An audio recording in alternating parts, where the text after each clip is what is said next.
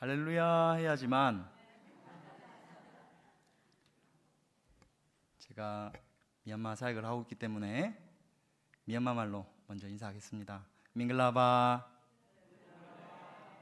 밍글라바. 어떤 분은 밍글라바 따라서 인사해 주시고 어떤 분은 잘 모르니까 아멘 이렇게 하셨습니다. 이 수도권에 계셔서 그런지 모르겠지만 제가 이제 고신이니까 부산 경남 쪽에 가보면 밍글라바 이렇게 인사하면 밍글라바 이렇게 하시는 분들 많으세요. 밍글라바 하시면 될까요 안 될까요?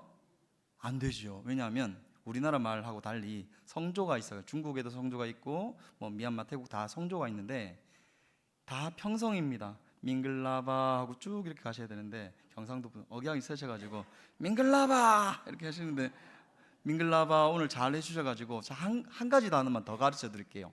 너무 잘하셔가지고 본인이 너무 잘하신다 싶으시면 하나님께서 나에게 특별한 은사를 주셨다 생각하시고 미얀마 사역에 조금 더 네.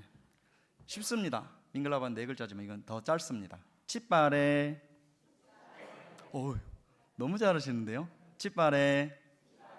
예, 무슨 뜻일까요? 아까 밍글라바는 안녕하세요 뜻인데 치빠레는 아니요.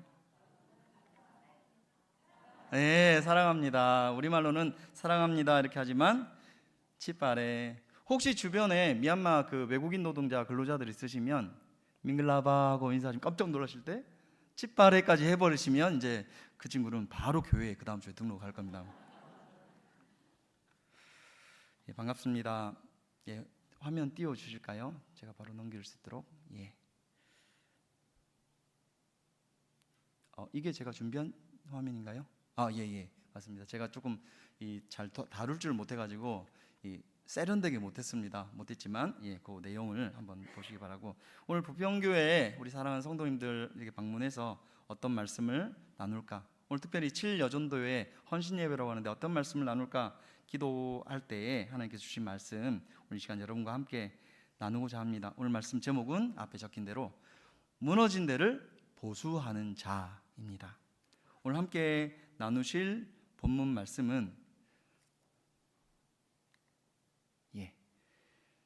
좀 전에 읽었지만 우리 한 목소리로 한 구절이니까 다 같이 한번 다 함께 더 큰 목소리로 한번 읽어보겠습니다. 시작. 내게서 날 자들이 오래 황폐된 곳들을 다시 세울 것이며 너는 역대에 파괴된 기초를 쌓으리니 너를 일컬어 무너진 데를 보수하는 자라 할 것이며 길을 수축하여 거할 곳이 되게 하는 자라 하리라. 아멘. 우리 사랑하는 성도 여러분, 오늘 본문이 기록된 구약 성경 이사야 58장은 단순한 금식이나 또는 종교 행위만으로는 하나님의 뜻을 이룰 수 없음을 말씀하고 있고요. 이사야 선지자는 이사야 58장 말씀에서 하나님의 백성이 형식적인 신앙에서 벗어나서 하나님의 정의, 하나님의 자비를 행해야 하고 특별히 하나님의 회복의 도구로 쓰임 받아야 한다라고 도전을 하고 있습니다. 특별히 오늘 본문 말씀인 12절에서 이사야 선지자는 내게서 날 자들이라는 그런 표현을 하고 있습니다. 이 내게서 날 자들이 어떻게 한다고 합니까? 그 뒷부분 말씀에 너와 내게서 날 자들이 이스라엘의 무너진 데를 보수하는 자들이 될 것이다. 그리고 또한 이스라엘의 길들을 수축하여 거할 곳이 되게 하는 자들이 될 것이다. 그렇게 불림을 받을 것이다. 일컬음을 받을 것이다. 이렇게 얘기하고 있습니다. 성도 여러분, 여기서 그러면 이 내게서 날 자들은 과연 누구를 말하고 있을까요? 히브리어 원문을 보니까 이 내게서 날 자들의 의미가 너로부터 또는 내 안에서 또는 내 후손들로부터 일어날 자들이라는 의미라고 합니다. 정말 그러면 이 내게서 날 자들은 누구를 의미하는 것이겠습니까? 이스라엘 백성들의 육적인 후손, 그러니까 이스라엘 백성들에게서 날 자들, 그 육적인 후손들만 얘기를 하는 것일까요? 이사야서 58장 전체 문맥과 또 12절 이 9절 이 메시지를 볼 때 내게서 날 자들이라는 표현은 이스라엘 백성들의 육적인 후손뿐만 아니라 영적인 후손, 즉 회개하고 하나님께로 돌아온 백성들로 인해서 새로 세워질 공동체 또는 다음 세대를 의미한다라고 볼 수가 있습니다. 하나님의 백성인 이스라엘의 신앙의 유산을 받아서 하나님의 회복의 사역에 동참할 사람들을 의미하는 것입니다. 그리고 그 뒤 말씀을 보니까 무너진 데를 보수하고 길을 수축하는 자들이 될 것이다 라고 하는데, 과연 그럼 무너진 데는 어디일까요? 우리가 구약성경 읽을 때 무너진 것을 보수한다 하면 우리가 탁 떠올릴 때 예루살렘 성이 무너졌으니까 예루살렘 성벽을 다시 재건한다, 다시 보수하고 수축한다, 이렇게 생각할 수 있습니다. 그런데 실제로 예루살렘 성이 무너진 것은 이사야가 지금 이 글을 기록하고 있던 그 시기보다 150년이 더 지난 BC 586년, 우리 이제 기독교 역사를 공부하면 잘 아시죠? 바벨론이 이스라엘 침공했습니다. 그때 예루살렘 성이 무너집니다. 예루살렘 성을 보수하고 예루살렘 성의 길들을 수축하는 그 일은 이사야서가 기록된 때부터 적어도 150여 년이 지난 시점에 일어나는 일인 것입니다. 그렇다면 이 이사야 58장 말씀, 또 특별히 오늘 12절 말씀은 앞으로 일어날 일에 대한 예언일 뿐만 아니라 특별히 영적으로 파괴되고 무너진 그 이스라엘 백성들을 향해서 무너진 곳을 다시 세우고 길을 수축해서 하나님의 백성들로 다시 세우시겠다는 하나님의 선포의 말씀입니다. 특별히 12절 말씀, 오늘 읽으신 이 말씀은 이스라엘의 회복을 약속하는 말씀인 동시에 하나님께서 택하신 하나님의 백성들을 회복의 사역자들로 부르시겠다는 약속과 선포의 말씀인 것입니다. 이 말씀은 오늘 살아가는 저와 여러분들에게도 동일하게 적용되는 줄 믿습니다. 하나님은 지금도 무너진 곳을 다시 세우고자 하시고 그 일을 하나님의 백성인 저와 여러분들을 통해서 이루기를 원하십니다. 믿습니까? 그렇습니다. 그러면 과연 하나님께서 어떻게 이 일을 이루고자 하시고 또 어떻게 이루어 가고 계실까요? 모든 하나님 일들을 다 설명하고 다 제가 전하기에는 오늘 내일 아니라 시간이 끝이 없겠지요. 그래서 저는 지난 18년 동안에 저의 또 집사람의 또 이 미얀마 선교 사역을 통해서 하나님께서 저에게 보여주셨던 그런 사역과 경험을 바탕으로 오늘 말씀을 나누어 보려고 합니다. 여러분, 저는 태국과 미얀마의 국경 지역인 메솥 지역에 살고 사역을 하고 있습니다. 메솥이란 말은 단 한 번도 들어본 적이 없으시죠? 태국은 아시죠? 미얀마 아시죠? 그 두 나라가 붙어 있는 걸 아십니까? 저 북쪽에서부터 저 말레이시아까지 쭉 다 있는 국경이 한 2,000km 정도 된다고 해요. 아무도 안 놀라세요. 2,000km요? 서울 부산이 몇 킬로죠? 네. 서울 부산 왔다 갔다 하는 거리가 국경입니다. 국경. 저 위에 라오스부터 밑으로 쭉 해서 아직 지도가 잘렸는데요. 거기까지. 이 메소시라는 지역에서 사역을 하고 있는데 정치적인 이유, 2021년 쿠데타가 일어났어요. 그래서 그 군부를 피해서 도망 나오는 정치적인 이유 또는 경제적인 이유, 도저히 미얀마 안에서는 먹고 살 방법이 없어요. 길이 없어요. 그래서 고국을 떠나서 태국으로 이주해온 미얀마 난민들, 이주 근로자들 대상으로 교회 개척, 그리고 신학교 사역, 그리고 사역자 훈련을 하고 있는데 오늘 이 미얀마의 이런 어렵고 힘든 상황들을 보면 오늘 읽은 이 말씀의 의미가 더 깊이 다가오는 것 같습니다. 최근에 많은 미얀마의 젊은이들이 자신들의 이 고국을 떠나서 미얀마를 떠나서 태국뿐만 아니라 싱가포르, 홍콩, 말레이시아, 베트남 사방각지로 흩어져서 살고 있습니다. 저는 지난 5월 중순에 태국 방콕 아시죠? 태국의 수도 방콕, 남쪽에 방콕이라는 큰 수도가 있습니다. 거의 서울이나 아니면 더 번화한 느낌입니다. 방콕이라는 도시에서 파타야 들어보셨나요? 파타야 바닷가. 방콕에서 파타야로 이동하면 한 1시간 반 정도 걸리는데 그 중간에 조그만 보인이라는 도시가 있습니다. 그 보인이라는 소도시에 저희가 개척한 교회가 있어서 방문해서 또 이렇게 둘러보고 봤는데 아주 열악한 환경 속에서 살더라고요. 그 보인이라는 그 동네가, 제가 이거를 잘 못해가지고 예. 수많은 미얀마 노동자들이 이 보인에서 일을 하고 그렇게 살아가고 있는데요. 이 보시면 아파트죠. 아파트인데 엘리베이터는 없는 아파트입니다. 5층짜리 아파트입니다. 그런데 막상 이제 겉으로 볼 때는 미얀마 근로자들이 아파트에 사네, 잘 사네 이렇게 생각을 했는데 막상 들여다 보니까 그 엘리베이터도 없는 그 아파트 한 그 집이라고 해야 되나, 방 하나라고 해야 되나, 하여튼 한 한국 평수로 한 10평이 채 안 돼 보이는 그 공간에 한 4명 혹은 5명 미얀마 근로자들이 삽니다. 화장실, 욕실은 없어요. 공동으로 사용을 합니다. 그래서 한 층에 복도가 있고 양쪽에 한 20개 방이 있는데 그게 이제 5층이에요. 그러니까 한 층에 40개의 호실이 있고 그게 5층이니까 한 200개 정도 되죠.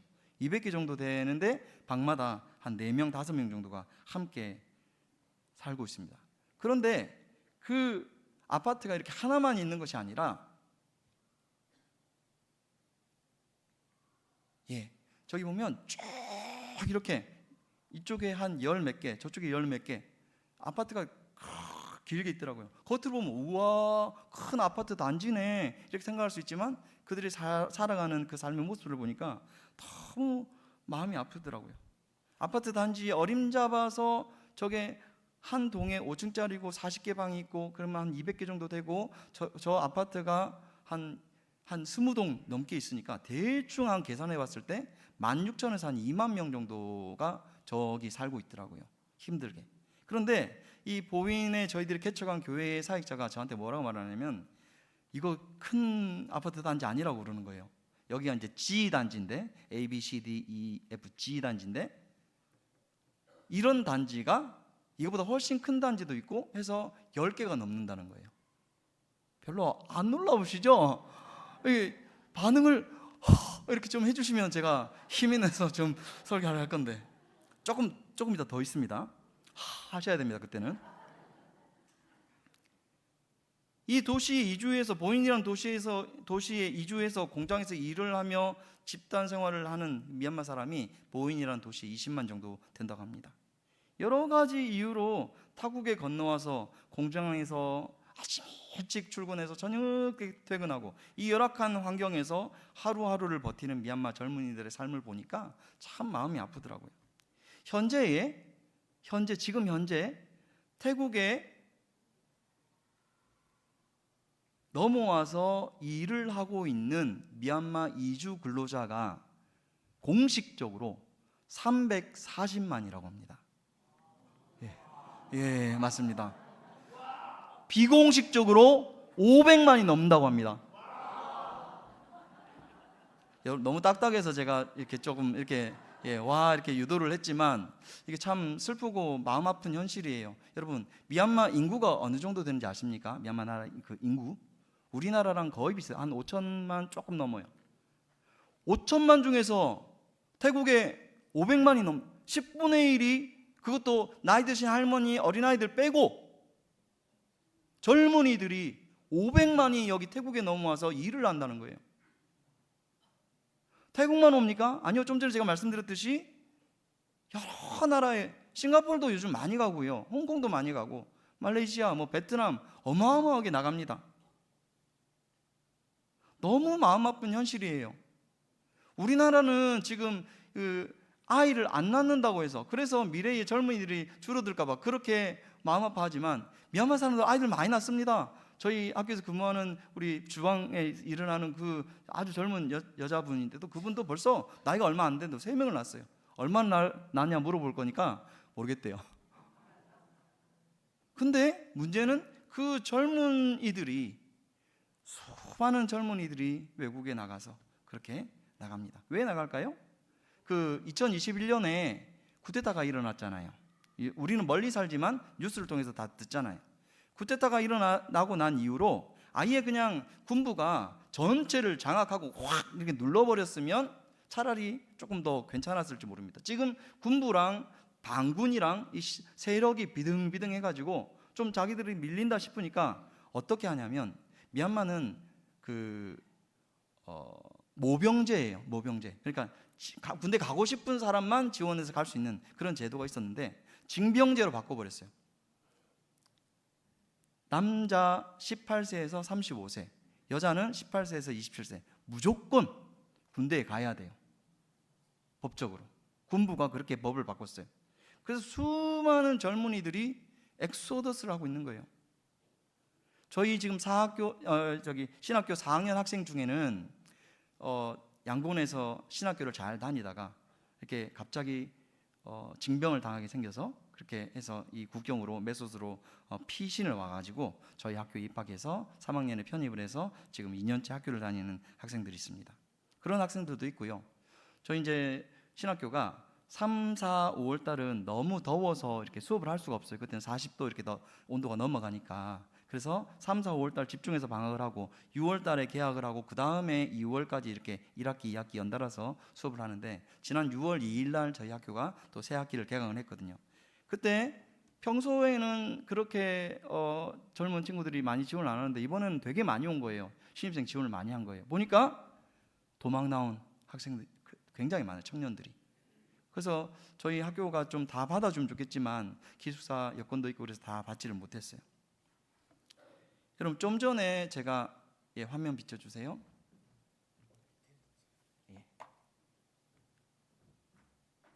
좀 전에 언급했던 그 양곤의 그 신학교에 다니다가 저희 학교로 이렇게 편입해 들어온 헤이도소라는 학생과 클라이민이라는 학생입니다. 이 친구들이 미얀마 군부의 강제 징집을 피해서 가족을 떠나서 메소스에 와 있기 때문에 딱히 의지할 곳도 없고 또 주일에 교회 사역도 제가 필요해서 저희가 메소스에 개척한 미얀마 교회 한 곳에 연결을 해서 이들을 소개해주고 주일날 교회의 주일학교 사역 또 찬양 사역 할 수 있도록 그렇게 도움을 주었습니다. 좀 전에 말씀드렸듯이 3월부터 5월까지는 신학교가 방학을 합니다. 방학을 하니까 그때 이제 이 미얀마 교회 가가지고 성경도 가르치고 젊은 학생들 모아다가 이렇게 사역도 하고 찬양 사역도 하고 참 열심히 교회를 섬기고 있습니다. 너무 신앙도 좋고 너무너무 귀한 친구들인데 그들의 형편, 그들의 개인사, 가족사, 가정사 이런 이야기를 둘이서 이렇게 대화를 할 때 너무 마음이 아픕니다. 사랑하는 성도 여러분, 이들에게 과연 미래가 있을까요? 그들의 삶이 예전처럼 다시 회복될 수 있을까요?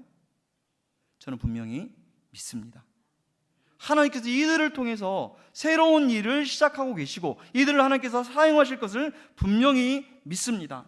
이사야 58장 12절에 내게서 날 자들이라고 하나님께서 말씀하신 것처럼 이들이 내게서 날 자들이 되어서 앞으로 무너진 곳을 다시 세우고 거할 수 있는 길을 만드는 하나님의 사람들로 쓰임받을 것을 저는 분명히 믿습니다.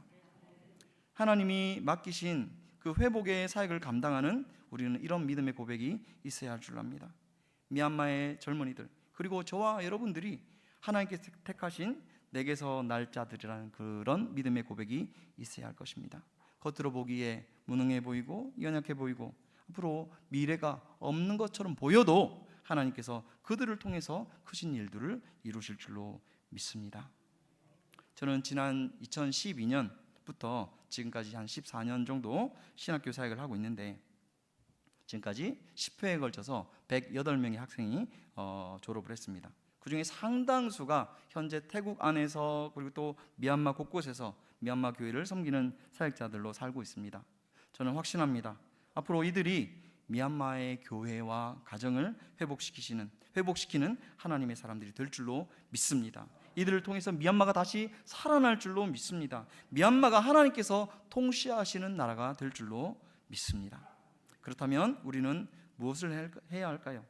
먼저 우리 메소드 은혜 신학교 이 학생들을 위해서 어려운 형편 가운데도 하나님의 말씀을 공부하고 있는 이 젊은이들을 위해서 저희들의 기도가 필요한 줄로 믿습니다.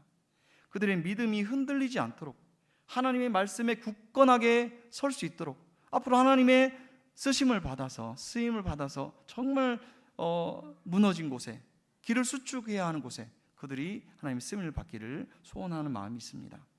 저희 신학교 학생들은요 매일 아침 6시에 새벽 기도, 아침 기도 어쨌든 이 모닝 디보션이 있습니다. 아침마다 6시부터 7시까지 1시간 기도하고 하루를 시작을 합니다. 11시에 수업을 잠깐 멈추고 체프를 합니다. 예배를 드리고 그리고 저녁에 9시에 남자 기숙사, 여자 기숙사 흩어져서 각자 이 남자 기숙사대로 여자 기숙사대로 같이 모여서 저녁 기도회를 합니다. 저희의 기도와 이 학생들의 기도가 합해지면 이 학생들의 기도 위에 저희의 기도의 벽돌이 쌓아질 때에 하나님께서 분명히 역사하실 줄로 믿습니다. 정말입니다. 여러분 기도해 주셔야 합니다. 그리고 또한 이 참된 회복의 사역은 기도뿐만 아니라 우리의 관심과 후원 역시 필요합니다. 저희 메소 은혜신학교는 열악한 환경에서 사역을 이어가고 있는데 한 명의 학생이 목회자가 되어서 미얀마에 파송되기까지 우리의 작은 헌신과 또 후원이 헌신이 큰 힘이 됩니다.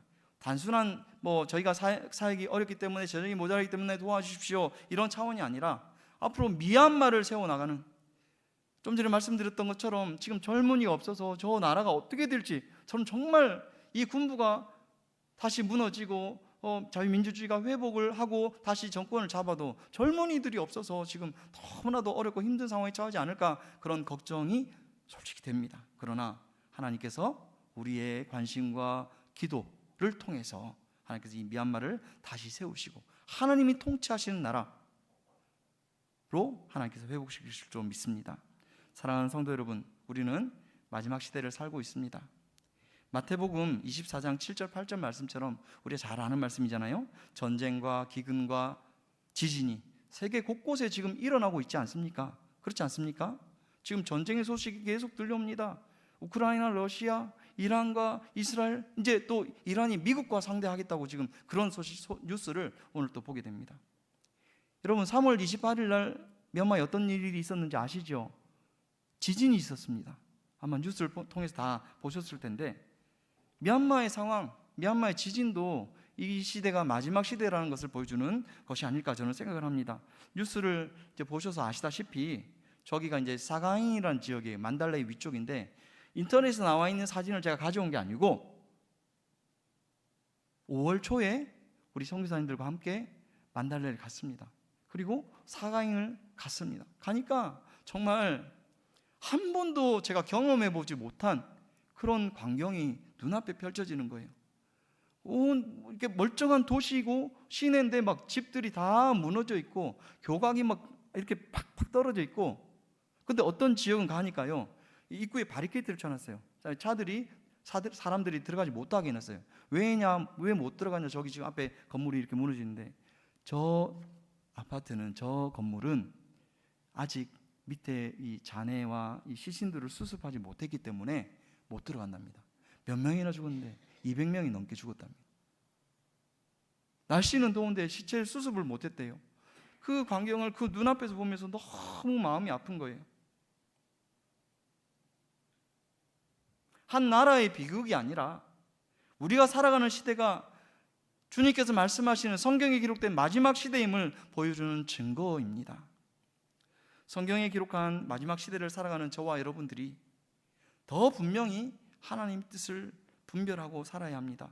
그냥 눈에 보이는 것이 다가 아니라 하나님께서 말씀 가운데 적어놓으신 그 말세가, 마지막 때가 점점 다가온다는 사실들을 우리가 기억하고, 그러나 그럼에도 불구하고 하나님께서는 이 시대에 내게서 날 자들, 마지막 세대를 하나님께서 준비시키셔서 우리나라와 미얀마와 세계 곳곳에 무너진 것들을 세우는 자로, 무너진 데를 보호하는 자들로, 하나님 나라를 준비하는 자들로 우리가 살아야 할 것입니다. 말씀을 맺겠습니다. 사랑하는 부평교회 성도 여러분, 하나님은 오늘도 우리를 회복시키시기 원하고 또 저를 통해서 보여드렸던 이 미얀마 땅을 회복시키시기를 원하십니다. 그 일을 저와 여러분, 그리고 메소 그레이스 신학교 우리 학생들을 통해서 전쟁의 위협과 고난을 피해 도망쳐 나온 수많은 미얀마의 젊은이들을 통해서 이루고자 하나님께서 계획하고 계신 줄로 믿습니다. 너를 일컬어 무너진 데를 수축하는 자라 하리라.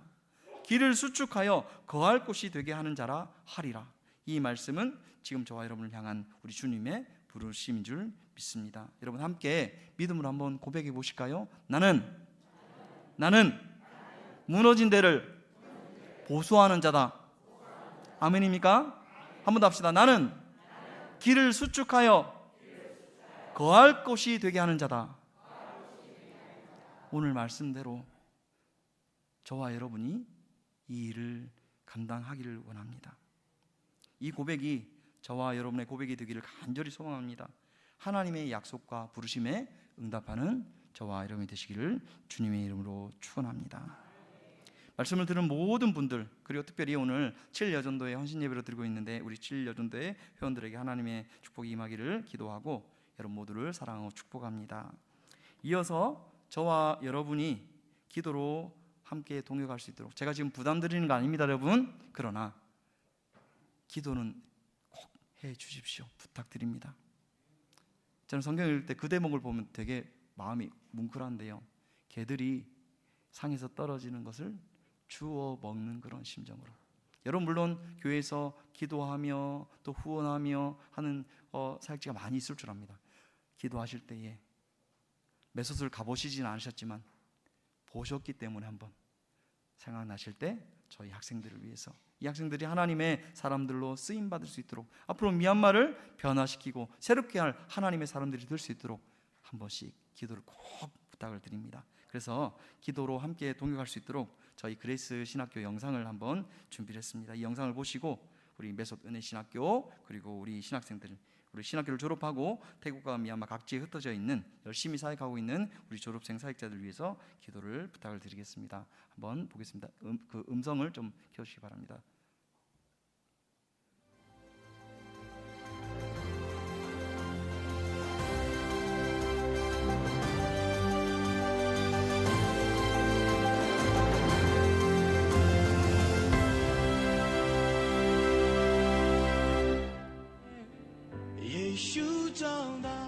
그레이스 신학교를 소개합니다. 저희 그레이스 신학교는 태국 메솥 지역에 위치한 미얀마인을 위한 신학교입니다. 2009년 6월 6일에 설립하였으며 지금까지 100여 명이 넘는 졸업생이 태국과 미얀마 각지에서 사역하고 있습니다. 현재는 60여 명의 학생들이 공부하고 있고 교수님들, 선교사님들, 지역 교회 목회자분들이 협력하여 교육하고 있습니다. 저희 신학교에는 두 가지 과정이 있습니다. BTH 신학과정과 LTH 목회학 과정이며 두 과정 모두 4년 과정입니다. 학생들은 월요일부터 금요일까지 매일 아침 6시에 새벽 기도회로 하루를 시작하며 오전 11시에는 채플, 밤 9시에는 저녁 기도회로 마무리를 합니다. 이렇게 매일 하루 3번의 경건회를 가지고 있습니다. 성경 수업은 주중 오전 9시부터 11시까지, 오후 1시부터 3시까지 진행되며 토요일과 주일에는 학생들이 그레이스 선교회 소속 교회들로 나아가 사역에 동참하고 있습니다. 그레이스 신학교는 사역자를 길러내는 영적 훈련의 장이며 이들을 통해 계속해서 교회가 세워지고 있습니다.